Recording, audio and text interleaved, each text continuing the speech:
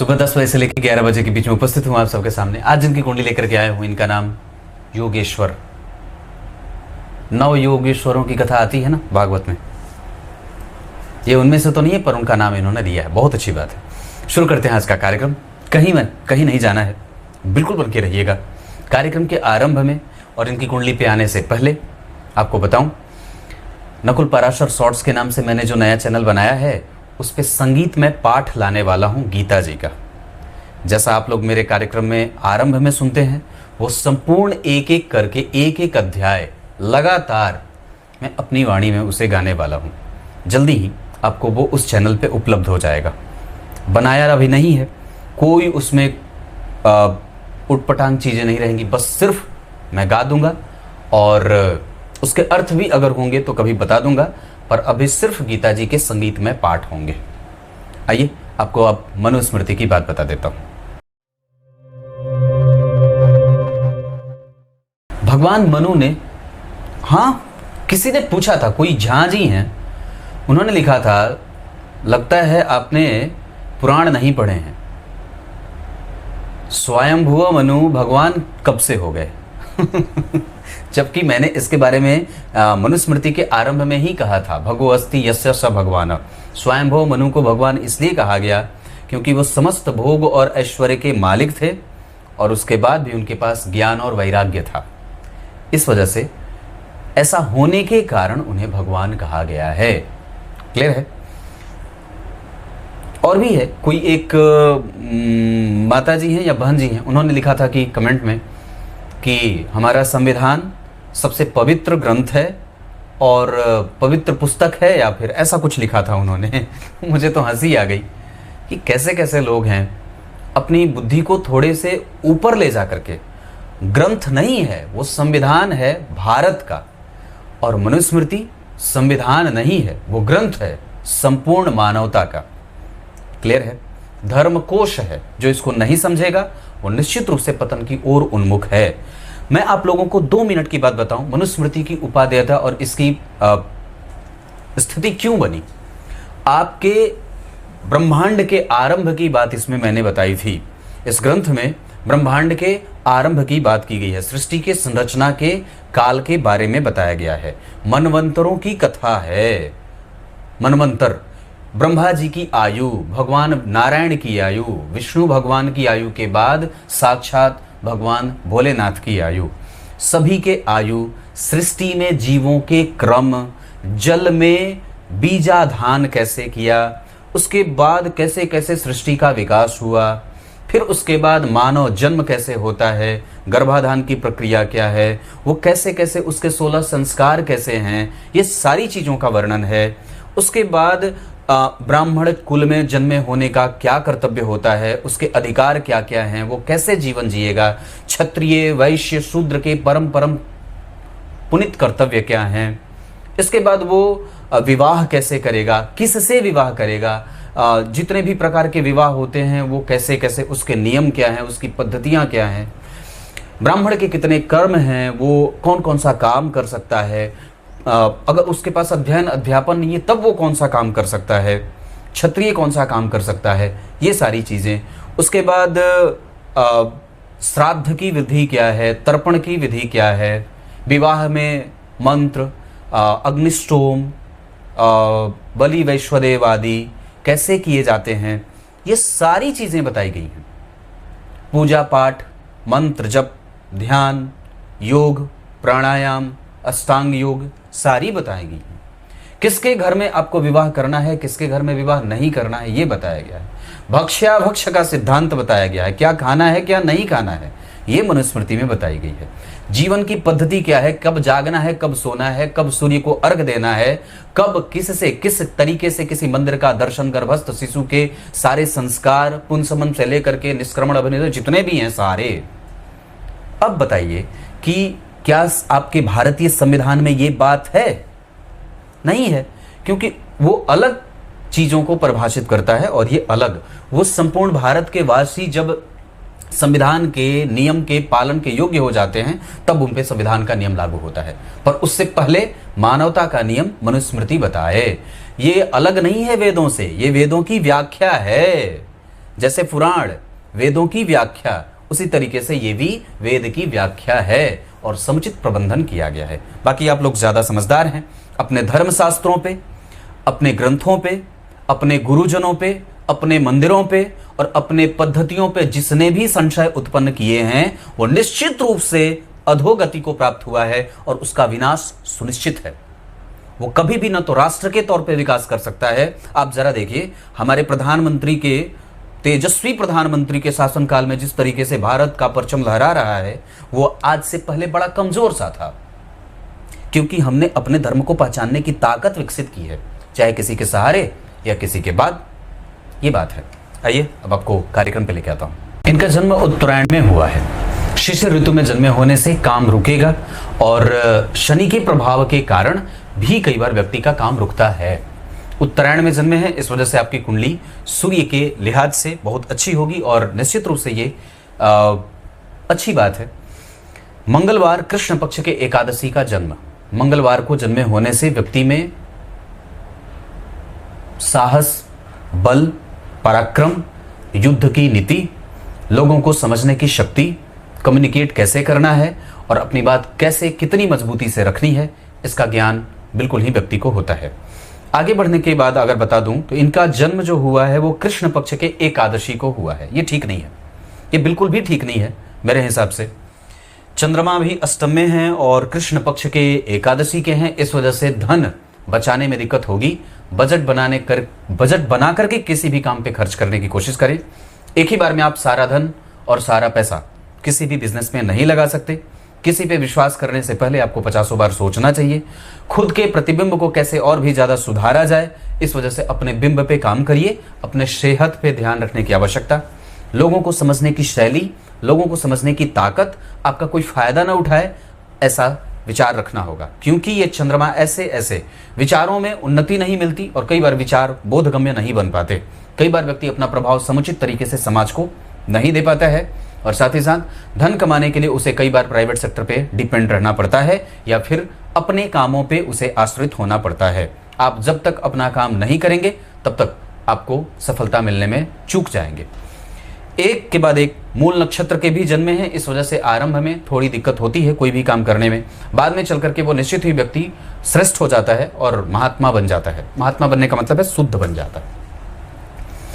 खुश है, प्रसन्न है, पर उतना नहीं। महीने का 2, 4, 5 दिन इतना कमजोर बीते धन के मामले में, मन के मामले में, बुद्धि के मामले में, व्यग्रता के मामले में कि पूछो मत, बड़ी परेशानी करती है। 50 व्यक्ति के बीच में भी व्यक्ति अकेलेपन का एहसास कर लेता है और कई बार तो बिल्कुल भी एकाकी हो जाता है। क्षत्रिय वर्ण के होंगे और राक्षस गण होगा इनका, इस वजह से व्यक्ति में चालूपन है, दबंगई है, प्रभाव विकसित करने की जहर की भांति फैलने वाला है और तामसिक और राजसिक प्रभावों की स्थिति देखी जा रही है। व्यक्ति के विचारों में तामसिक वृत्ति है, राजसिक वृत्ति है, इस वजह से इन्हें किसी भी तरीके से वहां से हटा करके, ध्यान से देखिए मेरी तरफ, राजसिक और तामसिक वृत्ति को हटा करके सात्विक वृत्ति की तरफ ले जाने की कोशिश व्यक्ति को श्रेष्ठता का वर्ण कराती है। अगर आप प्रत्येक पल शुद्ध हैं और प्रत्येक पल शुद्ध होने की कोशिश में हैं, प्रत्येक पल श्रेष्ठ होने की विचारधाराओं से युक्त हैं, तो निस्संदेह आप एक दिन बन ही जाएंगे।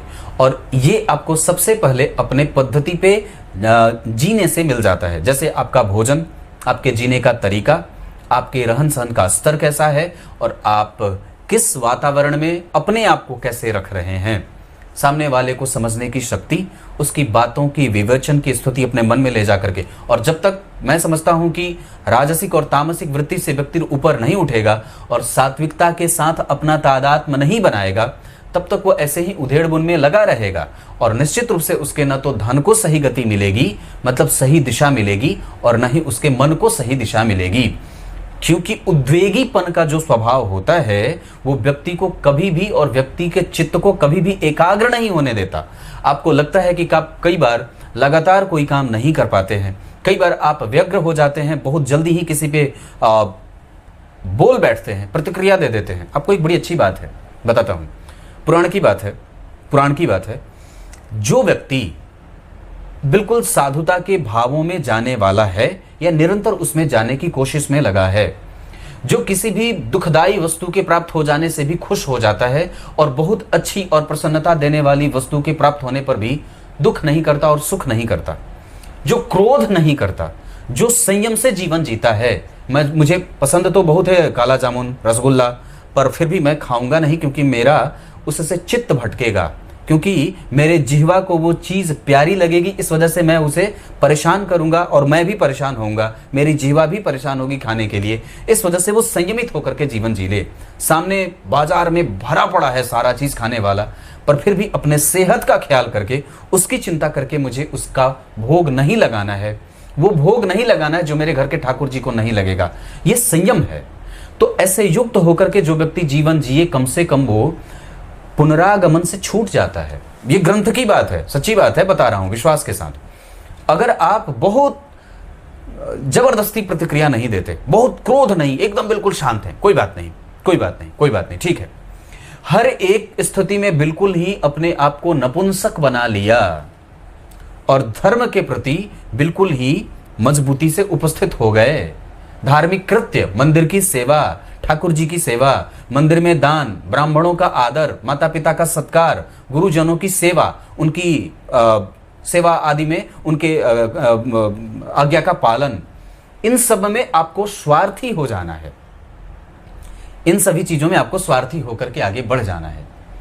तब निश्चित रूप से आप पुनरागमन नहीं करेंगे, मतलब आप दोबारा वापस इस धरती पे, या फिर ये सोच लेना चाहिए कि जो साधु संत महात्माओं की भांति ऐसे जीवन में उतर रहा है या उतरने की चेष्टा में है, वो व्यक्ति दोबारा इस धरती पे नहीं आएगा, उसका ये आखिरी जन्म है। ये व्याख्या करके मैंने आपको बात बता दी। आगे बढ़ के बताता हूं। ये वृषभ लग्न की कुंडली है, स्थिर लग्न है, लग्न के अधिपति दशम में मंगल के साथ, जो सप्तमेश है, व्यापार ही करना होगा और ये कुंडली व्यापार के माध्यम से ही आगे बढ़ेगी। व्यापार भाव में गुरु का बैठना, वृश्चिक राशि है, इस भाव के अधिपति 4 घर आगे बैठे हैं। लग्नेश और सप्तमेश का दशम भाव में योग, आप अपना काम शुरू करिए जितनी जल्दी हो जाए। अगर नहीं करते हैं तो तुरंत शुरू करिए, अगर करते हैं तो आपकी कुंडली में कृष्ण पक्ष के एकादशी के चंद्रमा है, थोड़ी बहुत अव्यवस्था चंद्रमा हमेशा ही देते रहेंगे, उससे बहुत ज्यादा घबराने की बात नहीं, आप ये समझ लीजिए कि ऐसा ही होगा। क्लियर है? शनि और केतु का पाप कर्तरी लगेगा, हालांकि वो मिट जाएगा क्योंकि इस भाव में गुरु बैठे हैं। दूसरा है उच्च के शनि है और यहाँ पे बुध और चंद्रमा जैसे 2 शुभग्रह हैं, इस वजह से सप्तम भाव खराब नहीं होगा। नवांश कुंडली में मंगल जो बैठे हैं वो चंद्रमा के साथ बैठे हैं, इस वजह से इस भाव को मजबूती यहाँ मिल जाएगी क्योंकि उच्च के ग्रह के साथ बैठे हैं। यहाँ पे सूर्य और केतु बैठे हैं, यहाँ पे इस वजह से इस भाव को पाप कर्तरी नहीं लगेगा। सूर्य क्रूर ग्रह माने जाते हैं, वो पाप कर्तरी दोष नहीं लगाते। दशमांश कुंडली में व्यापार के कारक बुध मंगल के साथ है, अपना दिमाग इस्तेमाल करिए, बुद्धि को और भी जागृत करिए, ठाकुर जी की पूजा करिए, गणेश जी के मंत्रों का जप करिए, क्योंकि यहाँ पे शनि स्वग्रही होकर के बैठे हैं। गुरु का प्रभाव अपनी राशि पे, गुरु का प्रभाव सूर्य पे बहुत अच्छा, और गुरु का प्रभाव उच्च की। यहाँ पे थोड़े विलंब से ही सही, पर आपको आपके मेहनत का परिणाम मिल जाएगा, क्योंकि पंचमेश अष्टम में बैठे हैं, नीचा भिलासी, इस वजह से थोड़ी मशक्कत वो करवा सकते हैं। धन भाव के अधिपति का जन्म कुंडली में अष्टम में जाकर के चंद्रमा के साथ बैठना, जो तृतीय से, व्यापार से ही धन आएगा और रेगुलर एक जैसा नहीं आएगा। तृतीय भाव के अधिपति का अष्टम में बैठना आपकी समस्या बढ़ा रहा है और ये चंद्रमा ही आपको सबसे ज्यादा परेशान कर रहे हैं। इस कुंडली में सबसे खतरनाक जो स्थिति बनी है वो चंद्रमा की बनी है। मैं समझता हूं इससे ज्यादा कुंडली को कमजोरी और भी कहीं से नहीं प्राप्त हो रही है, ये सबसे कमजोर स्थिति है। चतुर्थ भाव के अधिपति का जन्म कुंडली में नवम में बैठना, यहाँ पीछे चंद्रमा, आगे शुक्र और ठीक आगे मंगल बैठे हैं और नवम भाव के अधिपति उच्च के हैं। आपका अधिकार और आपका कर्तव्य कोई भी छीन नहीं सकता, पैतृक संपत्ति पे कभी भी आपका कोई दोहन नहीं कर सकता और निश्चित रूप से आपका जो प्रभाव है, आपका जो साहस है, आपके नौकरी का प्रक्रम जो है, वो आपका जो पंक्चुअल होना है वो ठीक है। शनि के कारण आपके साथ अन्याय नहीं होगा, निश्चित रूप से परिणाम मिलेगा थोड़े विलंब से। शनि की दृष्टि बुध पे और चंद्रमा पे है, इस वजह से धन आने में भी थोड़ी दिक्कत होगी, गंभीर काम करके धन कमाइएगा। और शनि की दृष्टि चंद्रमा पे है, इस वजह से भी मेहनत करने के बाद बल मिलेगा, पराक्रम का परिणाम थोड़ा देर से मिलेगा। पंचम भाव के अधिपति का अष्टम में जाना, और मैं समझता हूं कि बहुत अच्छा नहीं है, पर आपको कम से कम डॉक्टरी क्षेत्रों में लेके जाएं, रिसर्च के क्षेत्र में लेके जाएं, मेहनत कराने के बाद परिणाम दे करके जाएं और संतानोत्पत्ति में थोड़ी बहुत बाधाएं उपस्थित हो सकती हैं, क्योंकि तृतीयेश के साथ बैठे हैं पंचमेश अष्टम भाव में, तो ये मेहनत करवाएंगे और तब जाकर के आपको आपका परिणाम मिलेगा। कई बार आपको लगेगा कि मैं जितना मेहनत करता हूं मुझे उतनी सफलता नहीं मिलती है। ये इसलिए ही होता है क्योंकि पंचमेश जो मेहनत के बाद परिणाम का भाव होता है वो अष्टम भाव में बैठा है। छठवें भाव के अधिपति होते हैं शुक्र, इस कुंडली के लिए लग्नेश होते हैं, षष्ठेश का दोष नहीं लगेगा, यहाँ उच्च के हैं और राहु की दृष्टि है, शनि राहु का प्रभाव इस भाव पे है। इस कारण से आपको अपने सेहत में पेट का ख्याल अवश्य रखना चाहिए, आलस्य न करिए, प्रमाद न करिए, और अभी चंद्रमा की दशा है, थोड़ी मेहनत बढ़ाइए। ये मेहनत ले भी रहा है, पर आपकी कुंडली में वैसे मंगल दिग्बली हैं, शनि भी बहुत अच्छे हैं, सूर्य भी इस कुंडली में अच्छे होंगे, इसके हिसाब से आपकी कुंडली बेहतर साबित हो रही है। छठवें भाव के अधिपति शुक्र जन्म कुंडली में यहाँ बैठे हैं, पिताजी जो काम करते आ रहे होंगे वो काम भी आप कर सकते हैं। नौकरी वगैरह का योग अगर मन लग रहा हो तो नौकरी की कोशिश करिए, हालांकि उसके योग कमजोर हैं। शुक्र की दशा में आपके कारोबार में थोड़ी बहुत बाधाएं उपस्थित होंगी, ऐसा मैं नहीं कहूंगा, मंगल के साथ है, ऐसा नहीं को प्रतियोगिता भाव के अधिपति हैं दशम में बैठ जाएंगे तो प्रतियोगिता देंगे, ऐसा बिल्कुल भी नहीं है। हाँ, निश्चित रूप से उस दौरान आपका कर्म क्षेत्र में मन और भी लगने लगेगा और एक वक्त पे आने के बाद आपको उसमें रस भी मिलने लगेगा। हो सकता है कि अभी आपकी कुंडली में लग्नेश दशम भाव में बैठे हैं तो ये आपको लक्ष्मीवान भी बना दे, तो कोई आश्चर्य वाली बात नहीं है। सप्तम भाव के अधिपति का मंगल का जन्म कुंडली में अपने भाव से 4 घर आगे जाना, व्यापार और जो आपका छोटा समाज है, घर परिवार, पति पत्नी का संबंध, ये सब ठीक रहेगा। जीवन में कभी भी इस मामले में आपको परेशान नहीं होना है। दाम्पत्य का संपूर्ण सुख है, आप उन पर विश्वास कर सकते हैं, उन पर कभी भी अविश्वास का भाव मत रखिएगा। वो आपके जीवन में पढ़ने पढ़ाने को लेकर के आ सकती हैं, उनकी एबिलिटी बड़ी अच्छी है, वो उनकी कन्विंसिंग कैपेसिटी बड़ी अच्छी है, वो गंभीर हैं और दार्शनिक चिंतन करती हैं।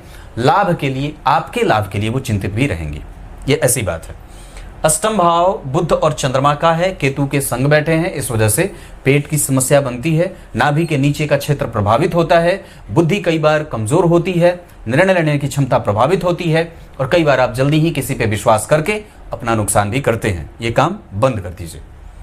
दशम भाव के पहले नवम भाव के अधिपति और दशम भाव के अधिपति शनि वृषभ लग्न की कुंडली के लिए सर्वाधिक योग कारक ग्रह के रूप में उपस्थित होते हैं। ये शनि जन्म कुंडली में उच्च के हैं। भाग्येश और दशम भाव के अधिपति का उच्च का होना पिता का सुख, भाग्य का सुख, धर्म का सुख, कर्तव्य का सुख और कर्तव्य परायणता का बोध, साथ ही साथ हमेशा ही साहस से युक्त होकर के कोई काम करना, बलवान होना, नौकरी पेशा में मन लगाना, ये सारी स्थितियां शनि की दशा में प्राप्त होती रहेंगी। मैं समझता हूं कि आपकी कुंडली में आयु भी अच्छी है, उसको लेकर के चिंतित होने की कोई आवश्यकता बिल्कुल भी नहीं है। आयु अच्छी है, आप कष्ट भी आपको नहीं है, बुढ़ापे में कष्ट भी नहीं होगा और सुखद मृत्यु होगी। मैं समझता हूं कि आपकी कुंडली में भगवान नारायण की प्राप्ति भी हो जाएगी अगर आपने अपने कर्तव्य का सही तरीके से बोध किया है जीवन में तो। क्लियर है?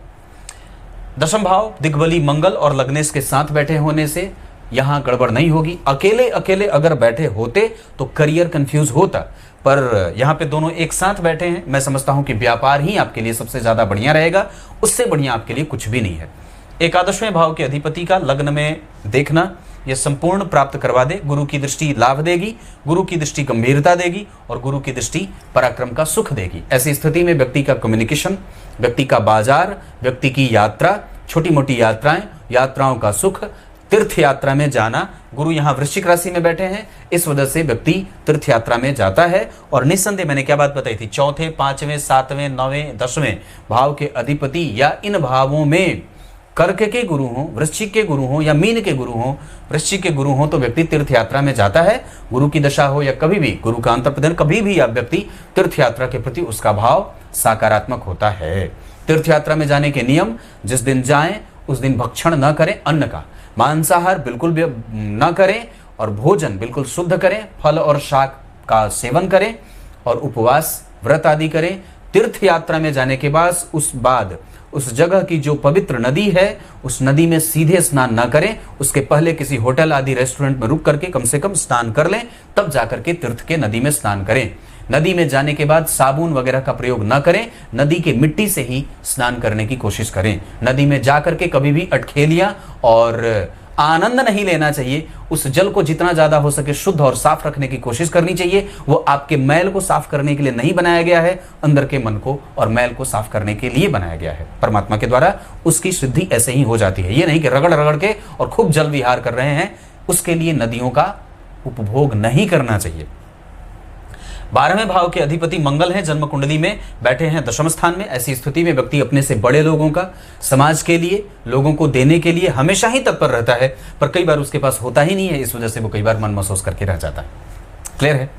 नवमांश कुंडली में लग्न में शनि का बैठना, गुरु की दृष्टि बहुत अच्छी, पत्नी अनुभवी है, उनकी बात आप मान सकते हैं। गुरु मंगल का प्रभाव, चंद्रमा मंगल का, ये निश्चित रूप से दाम्पत्य के बाद भी व्यक्ति को लक्ष्मी संपन्न बना देता है। आपकी कुंडली अच्छी है। इस कुंडली में सूर्य बड़े अच्छे हैं, मंगल बड़े अच्छे हैं, शुक्र भी ठीक है, उच्चाभिलाषी हैं, गुरु भी ठीक है। केंद्र में कम से कम गुरु और शुक्र जैसे दो ग्रहों का बैठना, लग्नेश का केंद्र में बैठना, चतुर्थ भाव के अधिपति का नवम में बैठना, धन भाव के अधिपति का धन को देखना, बुध के साथ चंद्रमा का बैठना व्यापार के लिए अच्छा होगा।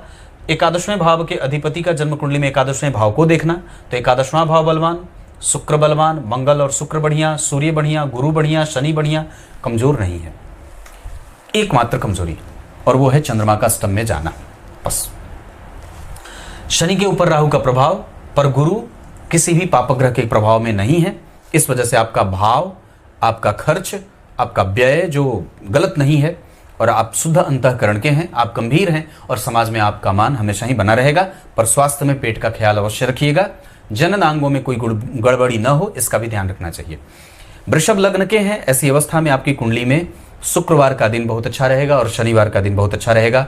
5 अंक इस कुंडली के लिए अच्छा रहेगा। इस कुंडली के लिए अच्छे ग्रह के रूप में सूर्य और शनि और बुध, ये 3 प्रथम दर्जे के, प्रथम श्रेणी के ग्रह जो आपके लिए हमेशा ही समुचित अच्छे परिणाम करेंगे। दूसरे नंबर पे आपकी कुंडली में मारक ग्रह के रूप में आते हैं मंगल, चूंकि सप्तमेश और 12वें होते हैं, शुक्र के साथ बैठे हैं। इस वजह से कई बार व्यक्ति बाहर जाने के बारे में भी विचार कर सकता है, मंगल, राहु, शुक्र और गुरु की दशा में या शनि की दशा में। इसके अतिरिक्त आपकी कुंडली में चंद्रमा मेहनत करवाएंगे हमेशा ही, इसीलिए आप अभी मेहनत कर रहे हैं। शनि इस कुंडली के लिए बहुत अच्छे होते हैं। गुरु इस कुंडली के लिए सामान्य ग्रह के रूप में या पापी भाव के अधिपति होने के कारण बुध और गुरु इस कुंडली के लिए अच्छे नहीं होते हैं। तो कौन कौन अच्छा नहीं हुआ? गुरु और बुध। पर फिर भी वो केंद्र में बैठे हैं, लाभेश होकर के लाभ को देख रहे हैं, तो आपके भाग्य की जितनी चीज होगी वो आपको मिल जाएगी। आप धार्मिक हैं, परायण हैं, कर्तव्य का बोध आपको बहुत अच्छे तरीके से है और मैं समझता हूं कि ये कुंडली कमजोर नहीं है। कमजोर है तो सिर्फ चंद्रमा के कारण।